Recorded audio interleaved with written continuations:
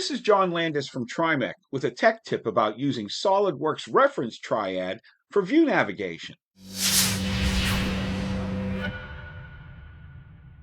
I'm referring to the icon in the lower left corner of SOLIDWORKS graphics area. It represents our cardinal directions, and as we change our view orientation, it stays aligned with the cardinal planes, the front, top, and right plane.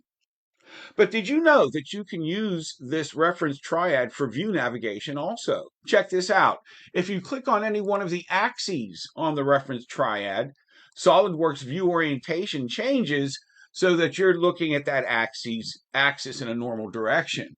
Click on it once to go to the opposite direction. But wait, there's more than that. If you press and hold the Shift key and you click on one of the reference axes, it will change your view orientation and rotate 90 degrees around that axis. Control Shift will have it rotate in the opposite direction. I think that's so cool. And finally, if you press and hold the Alt key, when you click on a particular axis, it rotates your view orientation, the increment that you have set in your system options for view orientation increments. If you press Control Alt, it will rotate in the opposite direction.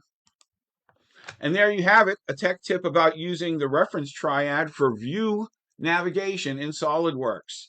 I hope this helps.